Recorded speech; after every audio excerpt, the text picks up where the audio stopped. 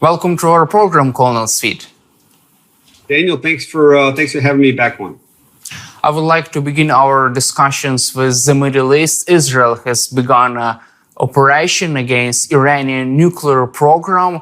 Israel right now is conducting air and missile strikes on Iranian nuclear sites and other military infrastructure. Meanwhile, Iran also retaliates with drone and missile attacks. What is your assessment of the current state of this conflict between Israel and Iran, and which side has upper hand right now? I mean, in the matter of effectiveness of those strikes, missile strikes and drone attacks.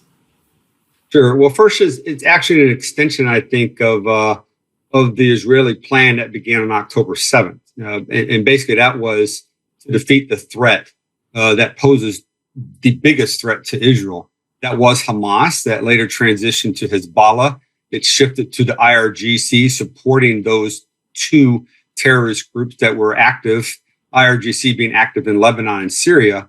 And now it's extended to the Iranian regime, and by extension, also the nuclear capabilities. So I think what you're seeing right now, at least what you saw on the first evening, was Israel going after the IRGC. The IRGC is that force. Let's call it a Republican Guard. They are that force that's responsible for keeping the Iranian government in power. And by Iranian government, obviously, we mean the Ayatollahs and the mullahs. That's their primary task, their mission. After that, it's all other things. In this case, it's supporting the proxies and enabling them to do the business of Iran and keeping the region destabilized. So IRGC, you take the IRGC down, you weaken the regime. You weaken the regime, you make them vulnerable to an internal type of regime change. At the same time, though, the other stated message, and it's clear, Netanyahu's been saying this for decades, is that Iran will not have a nuclear capability. And Iran, according to Israeli intelligence, at least, has gotten to the point where they could produce a certain amount of enriched uranium that could be used to weaponize a missile that could be oriented towards Israel. So they're going after those facilities too. But I think that's part of a bigger plan, which is take out the IRGC, take out the nuclear capability, and then let the Iranian people decide what they want to do. Is a military victory of Israel over Iran an achievable objective right now? Well, you have to define victory, though. I'm not sure what victory is right now. Is victory weak in Iran? If it's weak in Iran, then okay, they've already done that. If victory is setting conditions for regime change, they're doing that now. If victory is equated to denying Iran the capability to produce nuclear weapons, they're on that path as well.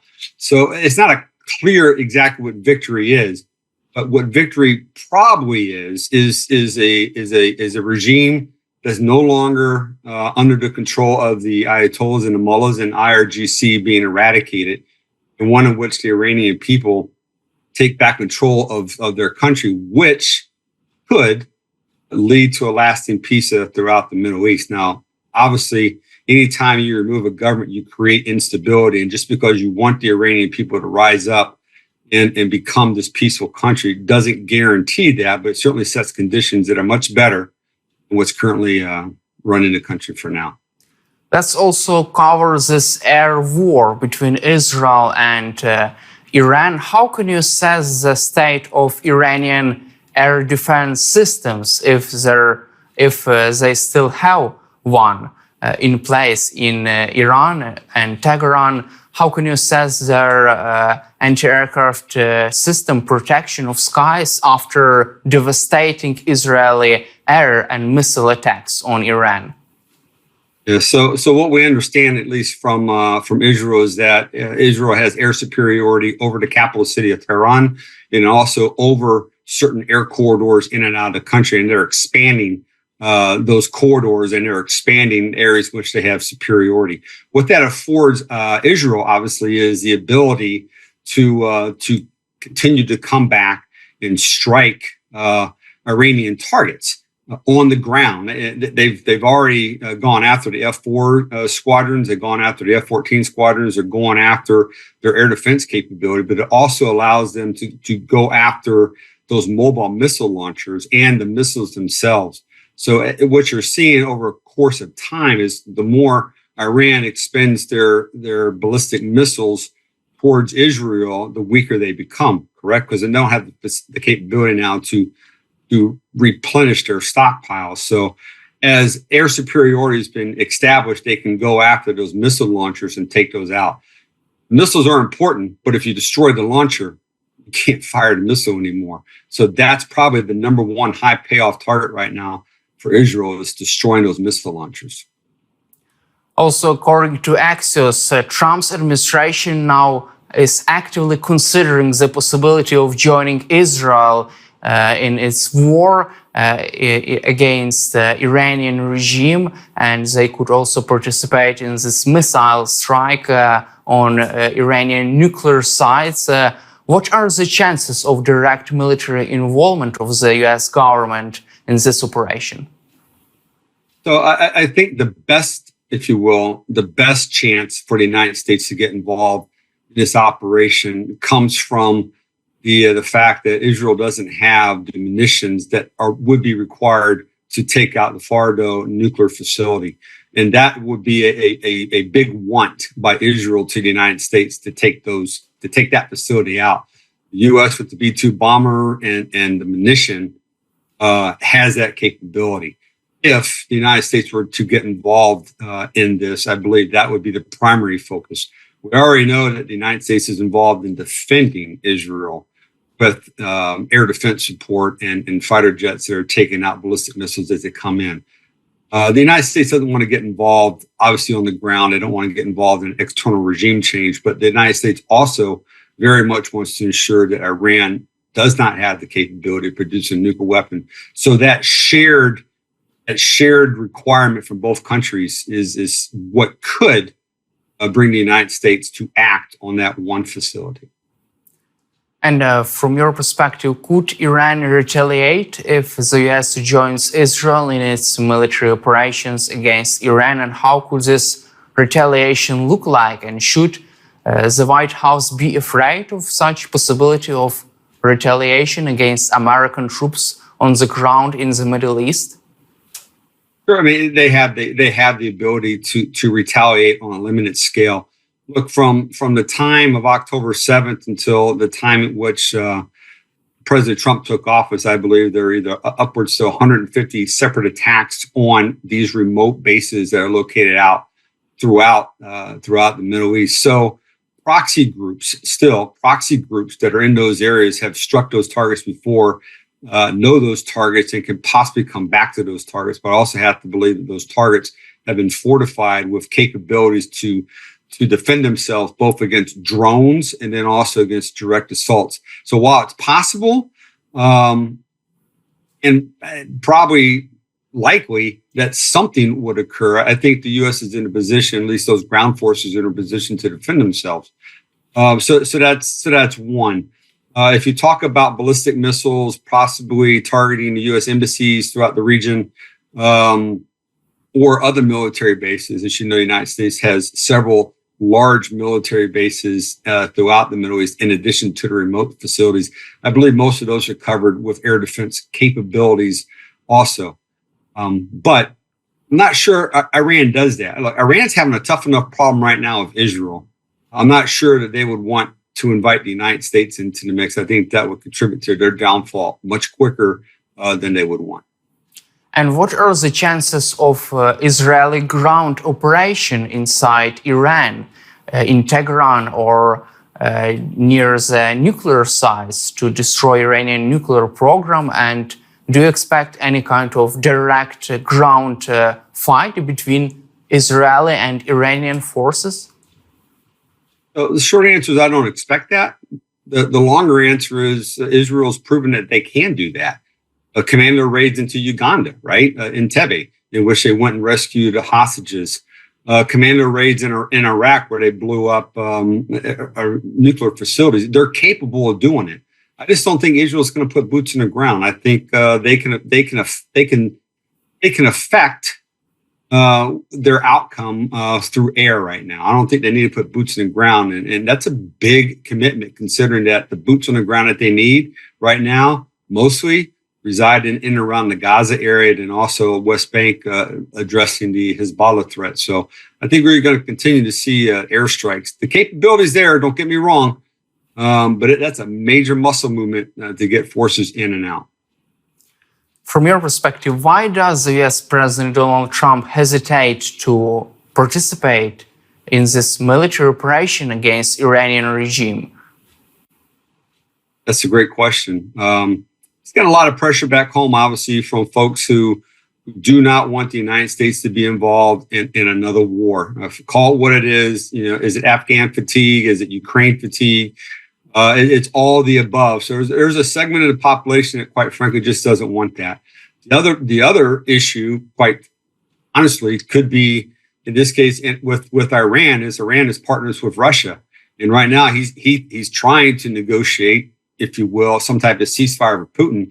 And by taking Iran out, that's certainly not going to create a favorable environment to do negotiations. So I think to some degree that decision, the opportunities from his perspective to secure these deals with Russia, that gets in the way also. He's concerned, I think, about what Russia will do if their partner, in a sense, their ally, has been defeated. And from your perspective, how does this conflict between Israel and Iran influence the war in Ukraine? Yeah, that's the second and third order effects of that are significant.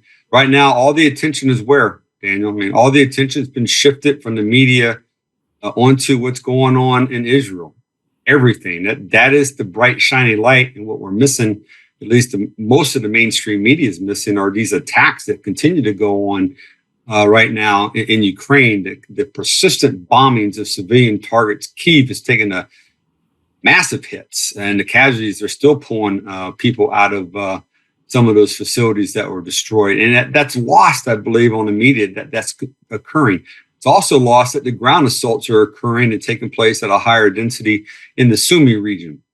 So it does have an effect on what is being seen in the public, and everyone's focused on one area and they're losing focus on the other. And I know from the Ukraine perspective, President Zelensky is doing everything he can to keep Ukraine at the forefront. Having traveled to Canada for the G7 conference, I know he's considering now still going to the NATO summit, but his decision, I think, is based upon whether or not the President Trump shows up. So for him, it's keeping everything in the forefront.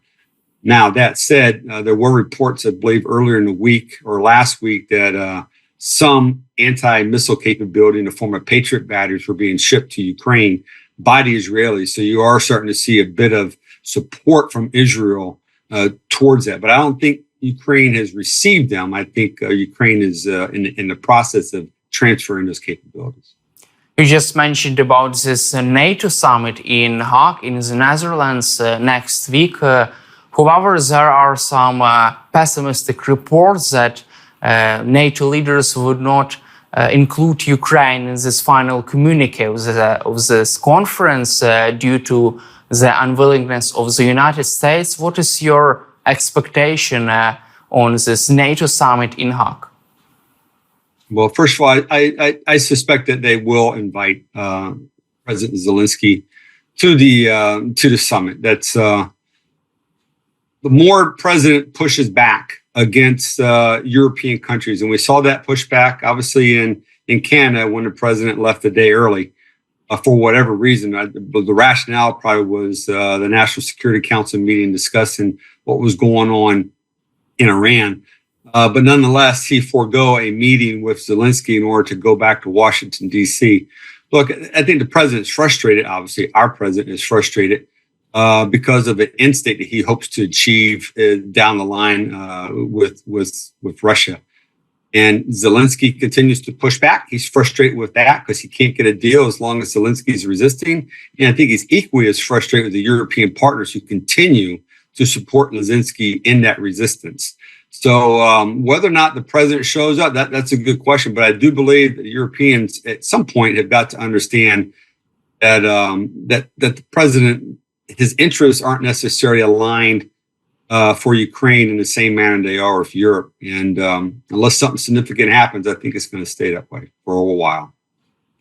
You just mentioned also about the latest G7 summit in Canada. President Zelensky had planned to meet with US President Trump during the summit. However, Trump left the summit the day after its beginning, and this meeting did not happen in Canada.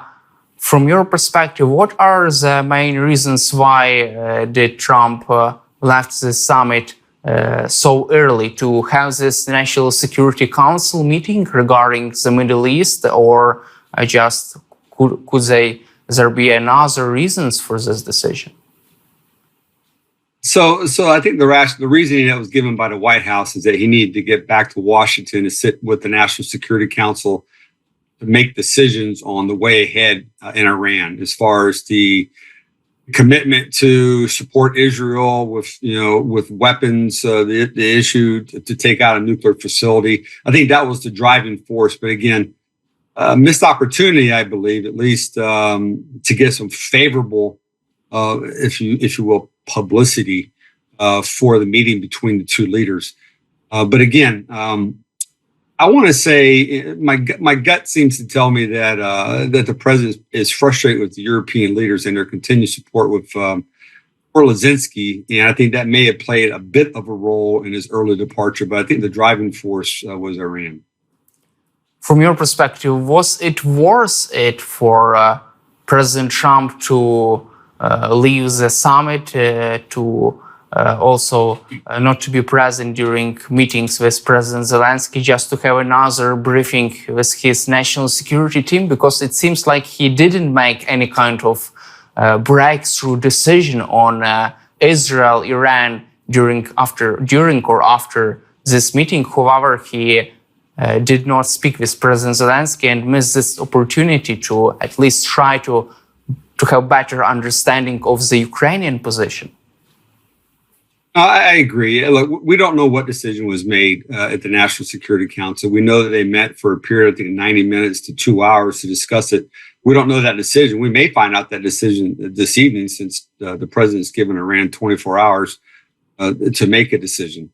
So we don't know it. But again, I think it was a missed opportunity. Could he have taken that NSC meeting from a secure facility, i.e. the Air Force One, and by video? He could have done that. I think he missed a great opportunity to show the rest of the world that the United States is still aligned with Ukraine's cause and still aligned with Europe.